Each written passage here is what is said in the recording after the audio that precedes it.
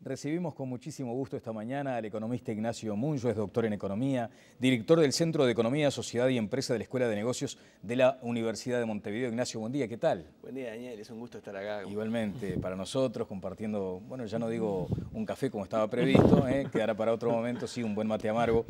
Ignacio, el crecimiento se ha enfriado, los ingresos fiscales han menguado, el gasto como contrapartida sigue creciendo, lo que hizo subir este ya inquietante déficit fiscal.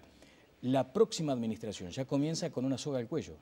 Bueno, yo no diría una soga al cuello, dado esta restricción, empieza restringido, o sea, esa debería ser un poco la palabra. O sea, no cuenta con los márgenes fiscales que existían hace unos años atrás. La verdad que luego de 10 años de un crecimiento el doble de los registros históricos, lo cual los ingresos fiscales también crecieron en esa tasa, hoy ya crecen mucho menos, a lo que se le suma, y esto es importante destacar, una sucesión de resultados negativos de las empresas públicas que usualmente han sido una fuente importante de financiamiento para el gobierno. Hoy ya no lo son, hoy al contrario, hoy dan déficit, el gobierno es el que tiene que estar financiando a las empresas públicas. Ese contexto hace que la próxima administración va a estar asumiendo una situación, si algo comprometida, sin margen para aumentar mucho el gasto, cuando las necesidades de aumento de gasto, a pesar de que ha aumentado mucho, siguen todavía siendo de magnitud importante. Exactamente, de eso vamos a hablar más adelante. Me gustaría detenerme brevemente en ese concepto que tú manejas, el déficit de las empresas públicas. Y allí se instala una polémica por estas horas, además en pleno año electoral, respecto a la necesidad que tenían esas empresas de inversión y aquella otra consideración que hace a la mala gestión de las empresas. Bueno, ¿por dónde se va? Ahí hay que mirar dos aspectos de las empresas públicas, porque es cierto, las empresas públicas en los últimos años han asumido una responsabilidad de inversión en infraestructura que el gobierno central no tenía presupuestado. De hecho, en un paréntesis, la estrategia de este gobierno había sido, bueno, no asignamos muchos recursos a la infraestructura porque esperamos que con la nueva ley de asociación público-privada venga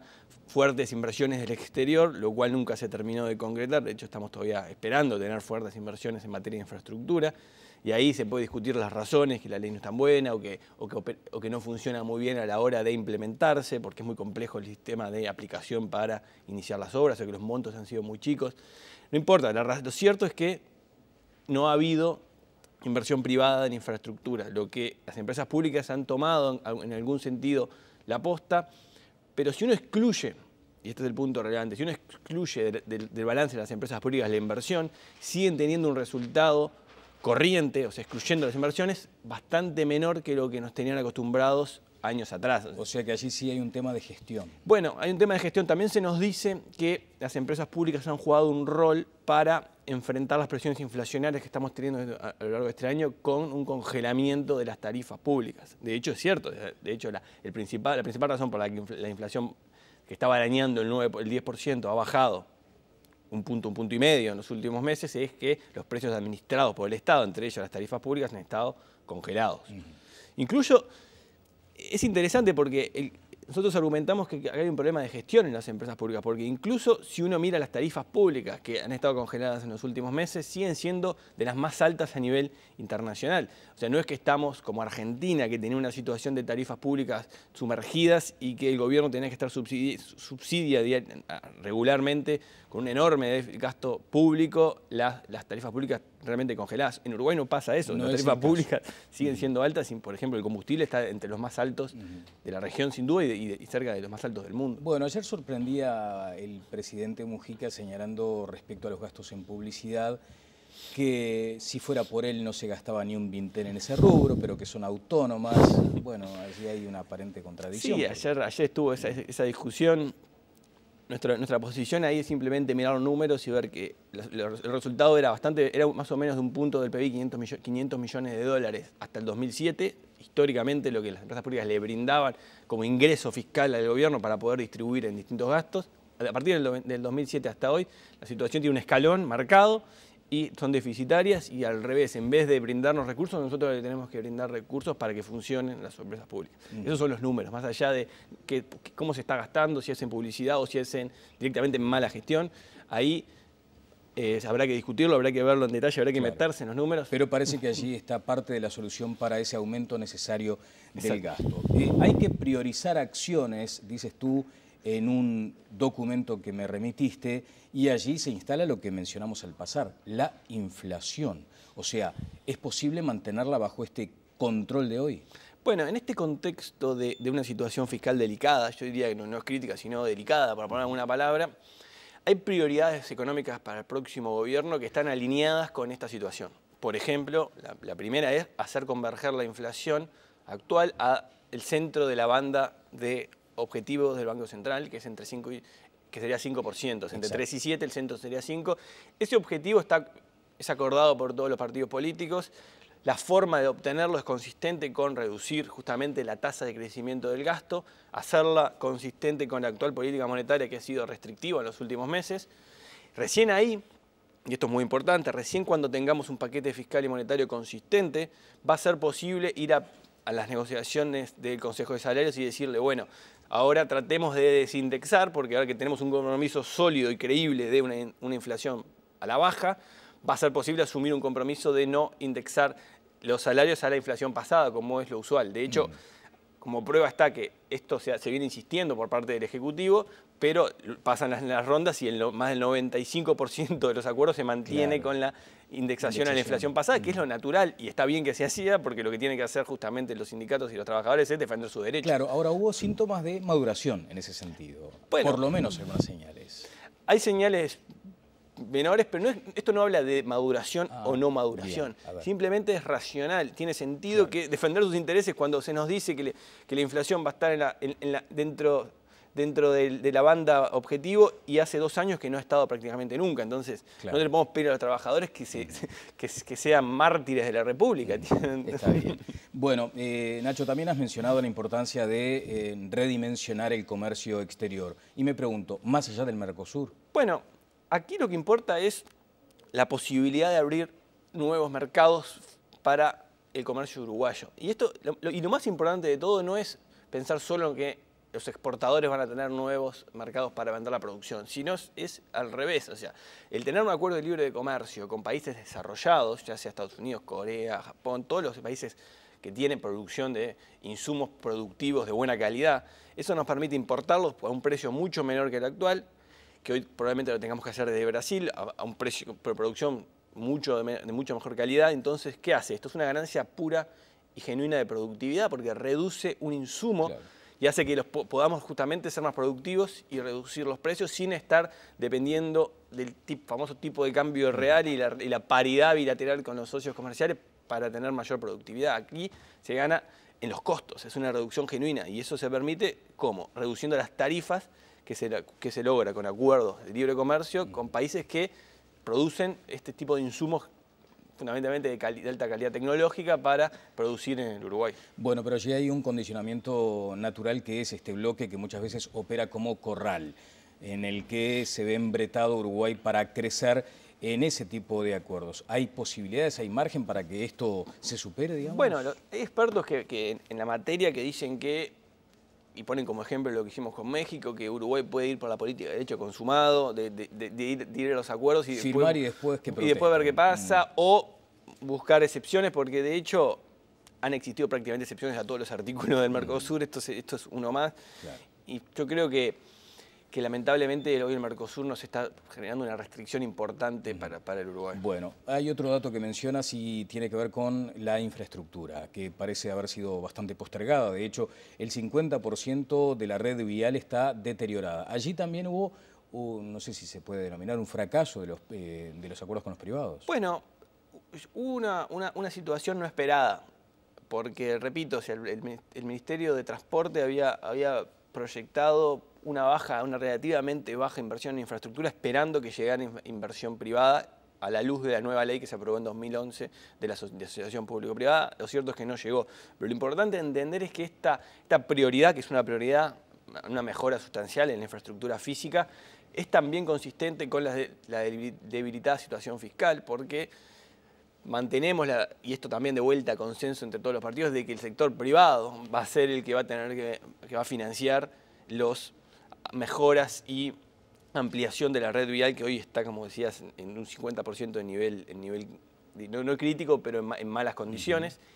Y lo que tenemos que hacer, que ya tenemos los instrumentos, es volverlo operativo en este caso. O sea, tratar que los instrumentos que hoy tenemos se hagan operativos como no han sido hasta el momento. Bueno, y nos acercamos al gran tema prioritario, que es la educación. Se asocia cada vez más el hecho de que un país crezca o no en función de su capital humano, y aquí hay notoriamente un rezago importante. Sí, no solo un rezago, sino que desde nuestro punto de vista es la principal prioridad económica para el próximo gobierno. Y digo económica, enfatizo, porque hoy en día en Uruguay, y esto es acordado por el propio ministro Vergara, que lo dijo públicamente, de hecho, el mes pasado vino el propio representantes de la OCDE a Uruguay a presentar un informe que se le encomendó a la OCDE para analizar la economía uruguaya en profundidad, y lo que encontraron, vaya sorpresa, lo digo irónicamente, es que uno de los principales cuellos de botella para el crecimiento del Uruguay, el crecimiento económico y desarrollo del Uruguay, es la calidad educativa. O sea, gente que no sale preparada del circuito educativo hace que el país todavía frene más su capacidad de crecer. Es que cada vez más difícil es encontrar mano de obra con mínimas capacidades para generar valor agregado. De hecho, esto es consistente con los resultados internacionales. Bueno, allí hay un dato, ¿no? A ver si es correcto. Tan solo el 45% de uruguayos en condiciones de ingresar al mercado laboral cuenta con capacidad de generar valor agregado. Exacto, 1 de cada 2. Hoy en día imagínense que están entrando a los 15 años al mercado de trabajo, uno puede generar valor agregado, el otro difícilmente. Y eso es justamente, por definición, lo que es un cuello de botella, porque no tenemos los recursos productivos, fundamentalmente en capital humano, para aumentar la producción, ni que hablar a las tasas del 6%, que eso va a ser impensable en los próximos años, pero incluso a tasas del 3, 2,5, como se espera que sean en los próximos 5 años. Bueno, y allí también aterrizamos en este debate y tiene que ver con la mayor inversión, la calidad del gasto. Tú sostienes en el documento que hay que invertir más y todavía invertir mejor. Sí, o sea, lo primero tenemos que entender que a los niveles de inversión que hace el Uruguay, el esfuerzo que la sociedad destina a financiar la educación, son bajos a nivel internacional. Sí, hicimos un esfuerzo grande. De hecho, el primer gobierno del Frente Amplio hizo un esfuerzo grande para aumentar y llegar al 4,5. El presupuesto destinado del PBI, el presupuesto destinado a la educación, el segundo gobierno se mantuvo en el 4,5. No hubo mayores esfuerzos. Pero ese 4,5 está entre los niveles de los países que invierten poco. O sea, tú sostienes que hay que invertir más cantidad monetaria. Hay que invertir mejor, pero no alcanza solo con invertir mejor, hay que invertir también más. ¿Hay una estimación, por ejemplo, de esa cifra, de ese número mágico que representaría el despegue? Sí, no es un número mágico el 6%, porque está basado, nosotros llegamos, no agarramos el 6 y vimos cómo llegar a ese 6, sino, bueno, cuáles serían las prioridades en el sector para poder que los operadores del sector asumen compromisos de resultados. Bien, vamos a desagregar entonces ese 6%. Bueno, lo primero que hay que entender es que la situación salarial, que si bien ha mejorado mucho, hoy en día un docente gana lo que gana en promedio, un uruguayo promedio, todavía, si uno lo compara con profesionales universitarios, con egresados universitarios, sigue siendo bastante bajo. O sea, todavía está muy por debajo. Se nos dirá que no tienen título universitario. Bueno, eso en parte viene de la mano de la nueva Universidad de la Educación y generar incentivos para que la carrera docente tenga un aumento de calidad y de prestigio. Mejorar el salario docente. ¿Ahí cuánto deberíamos invertir? Bueno, estos no son números inventados, simplemente hablando con operadores del sector, hablan de que si se pudiera aumentar un 30% en términos reales más, o sea, sacándole la inflación un 30% durante los 5 próximos años, se estaría convergiendo a niveles salariales en los cuales se sentirían que, en palabras de ellos, que estarían dadas las condiciones materiales como para generar compromisos de resultado. Ahora, este nivel nos pondría a nivel comparable a nivel internacional con lo que gana, por ejemplo, un docente en Israel. Por ejemplo, que ellos obtienen resultados que en vez de ser este 45% de suficiencia, tienen un 65, 70% de suficiencia. En vez de 1 de cada 2, 7 de cada 10 son los que obtienen. Cambia el panorama. El punto que para saltar, es muy complicado saltar a niveles de suficiencia de todo el sistema. Claro, eso es lo que tiene que ver con el salario, un aumento del 30% como para más o menos empezar a empatar con aquellas estimaciones que han hecho los gremios. Después viene la zona de confort material, edilicia. Bueno, y eso es muy importante. A nuestro punto de vista, la dignidad del espacio es algo crítico. ¿Por qué? Porque muchas veces los propios docentes dicen, nosotros no queremos, no nos importa tanto tener un mayor salario, sino un lugar digno para trabajar, cómodo, donde uno pueda expresarse, poder generar esta profesión que tiene mucho de arte y mucho de motivación, y si uno no tiene un lugar físico para hacerlo, el resultado va a ser más pobre. La desmotivación. Entonces, según nuestros cálculos, si Uruguay debería invertir, el gobierno debería invertir aproximadamente 500 millones de dólares en el próximo quinquenio para generar liceos públicos, por ejemplo, de la calidad del 70 del Cerro, que es nuevo, o reciclaje, pero hacer reciclaje de alta calidad, como uno lo puede ver cerca de acá, el 17 acá en el liceo, cerca del Palacio Legislativo. Sí, no quitar las manchas de humedad. O sea, un reciclaje a fondo, pero repito, acá el concepto clave es la dignidad del espacio. Bueno, Ignacio, estamos hablando entonces de un ajuste salarial importante, de impacto, también esto que tiene que ver con la infraestructura física. ¿Y eso cómo se compatibiliza? Porque estábamos hablando al principio de la entrevista con la necesidad de ajustarnos, porque hay un déficit fiscal allí como luz amarilla encendida. Bueno, es complicado aumentar el gasto, dijimos, aumentar el gasto para tenerlo en mayores niveles con respecto a lo que se produce en el país. O sea, aumentar partidas extras manteniendo todo constante es realmente, diría, utópico en la situación actual, porque la situación no lo permite. Y somos realmente conscientes. O sea, vamos a ponerle el numerito nuevamente a esto. O sea, estamos actualmente en un 4,5%, llegaríamos a un 6% para invertir en educación. ¿Coincide con el discurso del candidato oficialista?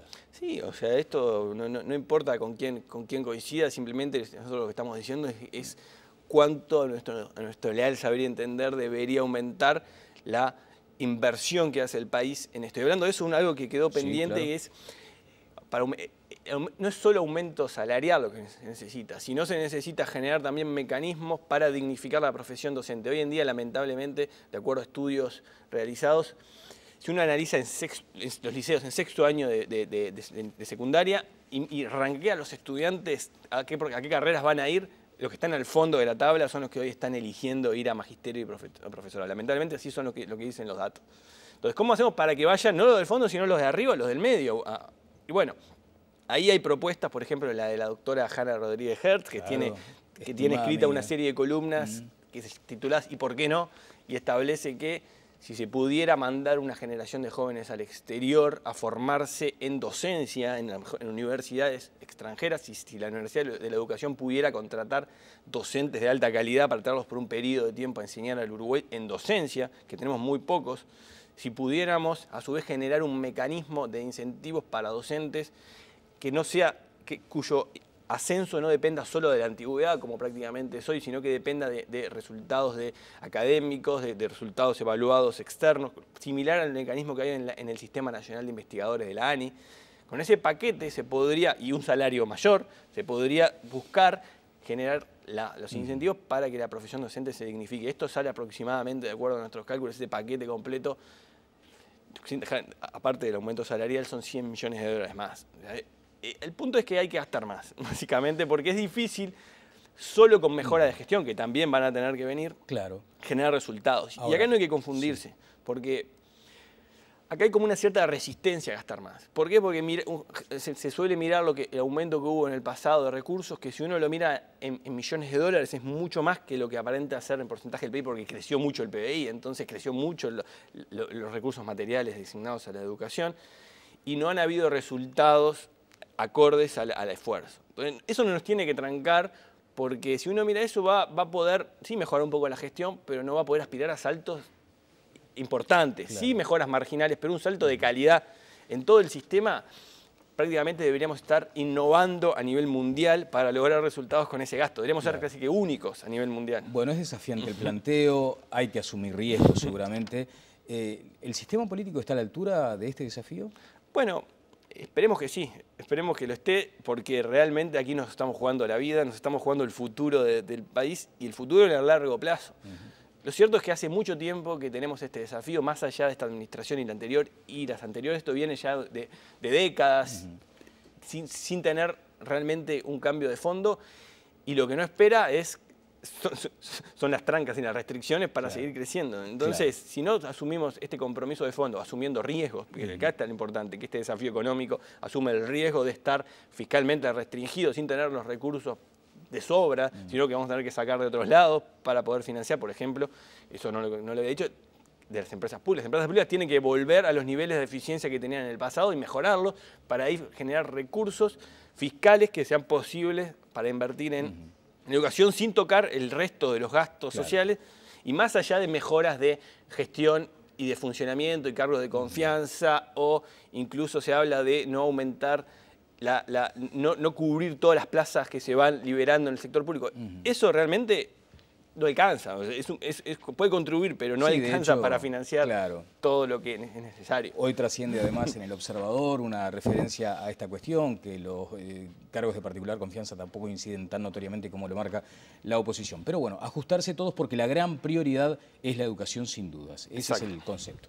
Muchas gracias, Nacho, por estos minutos. Querría detenerme apenas un instante en esto que ha salido publicado en Búsqueda el 10 de julio. Dice, dar 100 pesos, nada tiene que ver con lo que veníamos hablando, dar 100 pesos a los reclusos cuando son liberados redujo a 0 la reincidencia durante el primer día en la calle, según un estudio que tú compartiste con Martín Rossi. Exacto, si este es el resultado de un estudio que ya hace un par de años que venimos desarrollando junto con un colega argentino, Martín Rossi, de la Universidad de San Andrés. ¿Qué transmite esto? Esto transmite el primer mensaje de este estudio, que es un estudio científico, que está en proceso de publicación a nivel internacional, es que las políticas sociales, si están bien focalizadas y bien diseñadas, por más que gasten muy poco, obtienen resultados sustanciales. ¿Y por qué es esto?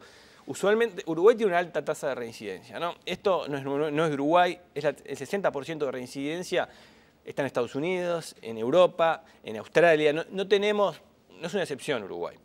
Hay una parte de esa reincidencia que se produce muy en el corto plazo. En el primer día. De hecho, lo que nosotros descubrimos a nivel internacional, esto no tiene antecedentes a nivel internacional, de poder medirlo, encontramos una forma de poder medir la reincidencia delictiva el propio día en que son liberados los presos. El recluso el día que le abren la reja para ir a una figura bien práctica, le abren la reja y le entregaban 30 pesos. Exacto, hasta el 2010, hasta mediados del 2010 se le entregaba 30 pesos porque como saben el CONCAR que queda ahí cerca de la Ruta 1 está un poco alejado del centro de Montevideo, de los lugares donde la gente vive, pues está en el Así medio que cuando del mucho campo. le podía dar para el boleto para llegar a Montevideo. Sí. ¿Y después? Y después nada. Y de hecho es peor todavía porque generalmente el recluso a la hora de ser liberado se entera el día anterior que va a ser liberado. O sea, no es que pueda planificar mucho, no se le avisa a nadie. Se le abre la puerta solo y prácticamente tiene que salir solo y enfrentarse a un mundo nuevo, luego de haber estado detenido y te le daba 30 pesos. Bueno, lo que según nuestros cálculos, nuestros números daba que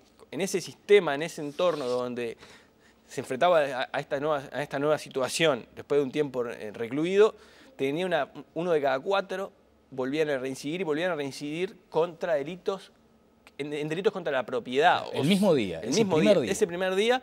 Y si uno agarra el mapa de Montevideo y ve dónde era la reincidencia, encuentra que en las zonas cercanas al CONCAR, cercanas en el sentido de que hay un ómnibus que los puede llevar a una ventana más o menos de 1 hora y media o caminando. Entonces el resto de Montevideo alejado no tenía este efecto. Lo interesante es que a partir del 10 de septiembre del 2010, con un cambio en se asumió un nuevo tesorero en el patronato de encarcelados, el señor Eño Collazo, realmente un tipo que ha dado honorariamente sus últimos años, su vida, ya es un señor veterano, su vida por esta causa, ahora ya no está más lamentablemente en el patronato, dijo, no puede ser de darle solo 30, ¿por qué no le damos 100? Y se cambió este régimen y se empezó a dar 100 pesos. Esto que parece minúsculo, pasar de 30 a 100, no es tanto. Porque si uno calcula más en términos de comparativos de cuánto es una canasta de consumo básico, muy básico diario, esto permitía cubrirla, estos 100 pesos. Y la magnitud de estos 100 pesos a nivel internacional, si uno los corrige por paridad de poder de compra... Incidió sobre la reincidencia. Incidió sobre la delincuencia en otros países como en Brasil y en Colombia, que se les da un ingreso, una transferencia monetaria y se les redujo sustancialmente la reincidencia. Bueno, en Uruguay este aumento de a 100 pesos eliminó, según nuestros cálculos, eliminó la reincidencia del primer día. Entonces, ¿qué estamos hablando? De que simplemente pasar de dar 30 a dar 100, pero darlo en el momento y a la persona indicada. Y esto es lo más importante, porque la transferencia es muy útil cuando está bien focalizada y está dada en el momento exacto. Esto hace reducir a 0 la reincidencia del primer día. Y muy barato, porque estamos hablando de 11.000 pesos al año. Claro. O sea, con 11.000 pesos al año evitamos en promedio 600 delitos que se cometían por persona. Cuando en Uruguay, de acuerdo a estudios que se han realizado, evitar cada delito contra la propiedad que se produce cuesta en gasto público y privado, en sistema de alarma, 4.000 pesos. Acá estamos hablando que solo con 11.000 eliminamos 600 delitos, ¿no? Claro. O sea, realmente esto se llama lo que es eficiencia. Claro. Lograr resultados con bajo costo, pero programas bien diseñados. Además es una muestra de que materializando algunas acciones se logran objetivos, porque si no se cae permanentemente en la desesperanza de que no se puede hacer nada. Estábamos hablando de la educación, hay como un desaliento, también en esto de la seguridad. Exacto, y esto finalmente lo que dice es que, y esto es lo que habla una literatura criminológica de los últimos años, es que es mucho más efectivo, y esto es importante como mensaje general de este estudio, es mucho más efectivo recibir a las personas a la salida, invertir a la salida de la cárcel que adentro. O sea, poder reinsertarlos al momento que una persona sale, gastar ahí rinde mucho más que gastar dentro de la cárcel con programas de educación. Parece medio raro, pero es así. Bueno, ¿y la polémica de las penas alternativas ya ha fijado posición, por ejemplo, respecto a ese asunto? Bueno, no tenemos una posición tomada, o sea, tampoco queremos entrar en una discusión que la verdad que no tiene mucho sustento, porque uno dijo algo y que después no se sabe si fue la intención que tenía, exactamente lo que quería decir, así que no tenemos una posición. Lo cierto es que hay estudios que demuestran que penas alternativas, como por ejemplo los brazaletes electrónicos, por ejemplo en Argentina, hay un estudio serio publicado que en vez de meterlos de nuevo en la cárcel, se les pone un brazalete y se los libera. Bueno, esto reduce la reincidencia en los reclusos, controlando igualdad de condiciones, y en vez de meterlo preso, se le da un brazalete electrónico que funcione, ¿no? que no se rompa y se lo saquen, reduce sustancialmente la reincidencia, en el entorno de un 30% la reincidencia, y esto en Argentina, o sea, no tenemos que ir muy lejos para ver estos resultados. Bueno, muchísimas gracias. Bueno, muchas gracias. Estos valiosos minutos, Ignacio. El economista Ignacio Muyo, doctor en Economía, estuvo con nosotros, docente de la UM. Vamos a la pausa y seguimos adelante en Buen Día.